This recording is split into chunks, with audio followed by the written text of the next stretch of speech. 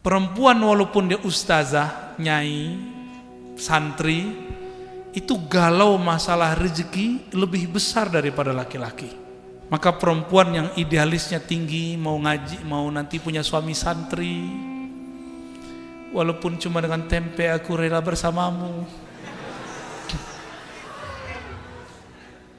itu berubah kalau sudah punya anak. Mas, aku lapar, kata si mas, dengarkan suaraku yang indah dan merdu. Gak kenyang, gak bisa kenyang, ya. Mas, aku butuh fulus, dengerin surat Al-Waqiah 7 kali. Kalau keyakinannya kuat, itu rezekinya ketarik. Saya adalah saksinya di muka bumi bahwa orang yang menguatkan magnet Ar-Razzaq dalam dirinya, maka rezeki datang. Orang dekat sama yang Razzaq, rezeki datang. Jangan cari rezekinya, cari rezaknya. Ya habibi, orang alim, soleh, itu peletnya abadi. Mahabbah Sulaimaniyahnya, ya. Itu biasa banget itu. Mahabbah tertinggi, mahabbah Muhammadiyah. Ini bukan Muhammadiyah yang itu ya. Mahabbah Nabiuna Muhammad sallallahu alaihi wasallam. Karena beliau disebut Jamal, maka beliau disyairkan, didendangkan, ya Jamal. Dan beliau mengatakan Jamali nisfu, apa Jamalu Yusuf nisfu Jamali. Nabi Yusuf itu membuat mak-mak sosialita di Mesir itu nggak nyadar, udah gores-gores tangannya, bukan motong, nggak, udah luka-luka, nggak nyadar ngeliat muka Nabi Yusuf, ya, Nabi Ucup kata orang Betawi ya. Itu nggak ngerasa, baru ngelihat muka wajah Nabi Muhammad SAW. Kata beliau, aslinya hakikat jamalku itu lebih tinggi daripada Jamal Yusuf. Jamal Yusuf cuma separuh jamalku. Ternyata Jamalullah, Allah bagi seperempat untuk Nabi, separuh untuk Nabi, setengah, seperempat untuk Nabi Yusuf, seperempatnya dari awal penciptaan alam sampai surga nanti. Berarti Nabi Muhammad berapa? Jadi surga sebenarnya siapa? Haqiqatul jannah Sayyiduna Nabi sallallahu alaihi. Jadi kalau salawat jangan karena pengen beli sesuatu, tapi karena pengen bersama baginda Nabi Muhammad sallallahu alaihi wasallam. Semua maksud kalian dikasih. Tapi kalau niatnya karena pengen ini, pengen itu, ya selesai itu udah hilang. Nanti ketemu Rasulullah di alam akhirat. Kalau ketemu, bilang ya Rasulullah isfa'li al-madad ya sayyidi adrikni ya Rasulullah, kata Nabi. Kan kamu sudah dapat yang kamu minta dulu di dunia.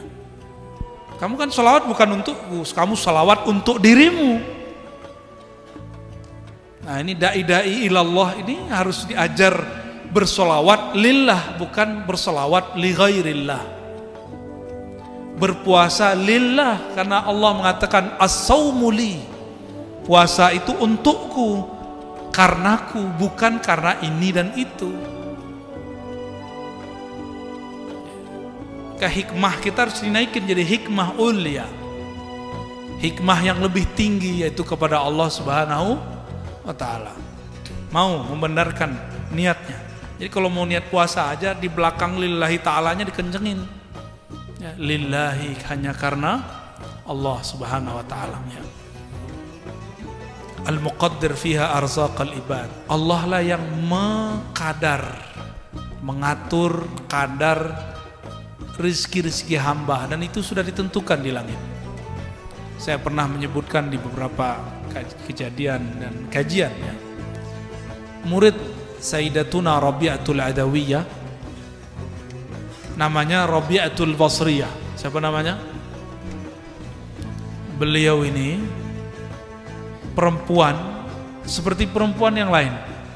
Ini kalian belum punya perempuan kan? Belum. Coba tanya sama para kiai yang sudah laku-laku itu ya. Perempuan walaupun dia ustazah, nyai, santri, itu galau masalah rezeki lebih besar daripada laki-laki. Makanya takluknya pakai yang warna kuning. Tahu? Emas dan emas. Emasnya dan emas. Paham gak nanti? Emas, tau emas gak? Oh, takluknya pakai itu. Kalau itu rutin, aman. Oh, aman tuh perempuan di rumah. Rabi'atul Basriyah mengalami hal yang sama. Maka perempuan yang idealisnya tinggi, mau ngaji, mau nanti punya suami santri, walaupun cuma dengan tempe aku rela bersamamu, itu berubah kalau sudah punya anak. Udah punya anak, dia mulai mikir, ntar gimana anakku sekolah, gak cukup pakai hafalan, apalagi pakai suara bagus. Mas, aku lapar, kata si mas, dengarkan suaraku yang indah dan merdu. Gak kenyang, gak bisa kenyang, ya. Mas, aku butuh fulus, dengerin surat Al-Waqiah 7 kali. Kalau istri nggak yakin ya nggak bisa. Kalau yakin bisa. Masalahnya yakin tuh nggak? Yakin itu magnet. Magnet. Kalau keyakinannya kuat, itu rezekinya ketarik. Saya adalah saksinya di muka bumi bahwa orang yang menguatkan magnet Ar-Razzaq dalam dirinya, maka rezeki datang. Orang dekat sama yang Razzaq, rezeki datang. Jangan cari rezekinya, cari rezaknya. Carilah Allah yang maha memberi rezeki. Rezekinya ngikut. Mau berapa aja dikasih, tapi yang sabar. Ya, kita kan bukan Tuhannya Tuhan, ya kan? Bener gak? Kalian Tuhannya Tuhan. Terus bisa minta tuh, ya Allah, saya butuh ini, kasih sekarang juga. Gak bisa begitu. Kita bukan siapa-siapanya Allah, kita abdun. Maka tidak sopan seorang hamba mengatakan da'autullah wa lam yujibli. Aku sudah doa kok Allah gak kunjung ngasih. Emang ente siapa? Ngatur-ngatur Allah. Saya kan udah puasa, urusan kamu puasa. Gak ada urusan sama Allah. Allah mau ngasih, gak ngasih ya gak ngasih. Tapi dia pasti memberi di saat orang itu butuh, pasti.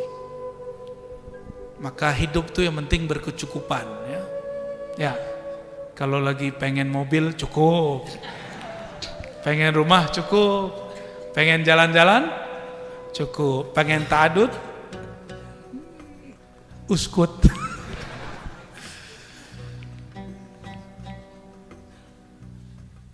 Alladzi sarrafa a'yuna dzawil qulubi wal albab. Dialah yang mengatur, mengarahkan mata, pandangan orang-orang yang mempunyai kolbu dan lub. Apa beda kolbu dan lub? Ulul albab. Ada di Quran? Inna fi dzalika la ayatin li ulil albab. Apa bedanya kulub dan albab? Albab jamak dari lub. Lub itu inti daripada kolbu. Tapi antara kolbu dan lub ada fuad. Inna sam'a wal basara wal fuada. Yang masuk ke dalam kolbu tidak dihisap, tapi masuk lewat fuad dihisap. Mas'ula di belakangnya, pasti ditanya, pasti dihisap oleh Allah Subhanahu wa ta'ala. Kolbu itu, kalian suka ini gak? Bisa jatuh cinta gak? Tapi jangan cinta sama cowok ya.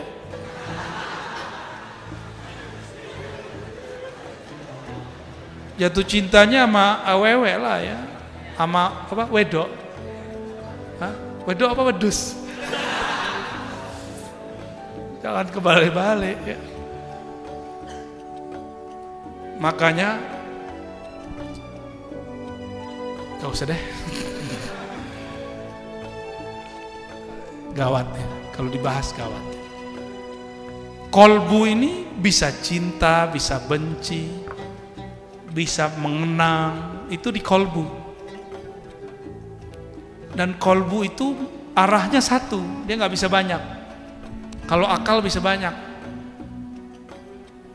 Maka orang kalau sholat pakai akal, pasti sholatnya itu rame di otaknya. Habis ini apalagi datang, mau santri, mau kiai sama. Tuh kan.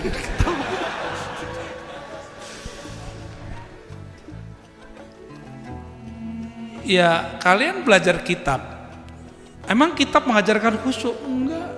Khusyuk itu ilmu kolbu, harus diajarkan oleh ahli kolbu, nggak bisa diajarkan oleh kitab. Saya hafal 31 juz, yang ke satunya apa? 31-nya apa? Juz duren. Nggak bisa. Orang hafal itu masuk ke otak memorial. Ada otak memori di sini. Otak hifz. Oleh Imam Ghazali, beliau mengatakan kecerdasan hafalan, baca kitab, baca Quran itu baru sepertiga kecerdasanmu. Ada kecerdasan kedua, kecerdasan akliyah, akal. Yang paling sempurna 3 kecerdasan. Ini beliau belum jadi sufi nih. Gabungan antara akliyah dan hifz. Jadilah yang ketiga. Muncullah ilmu usul fikih, ilmu akidah, ilmu fikih dan lain sebagainya. Ini Imam Ghazali sebelum jadi sufi. Setelah jadi sufi beliau revisi. Ada kecerdasan lain namanya kecerdasan kolbu.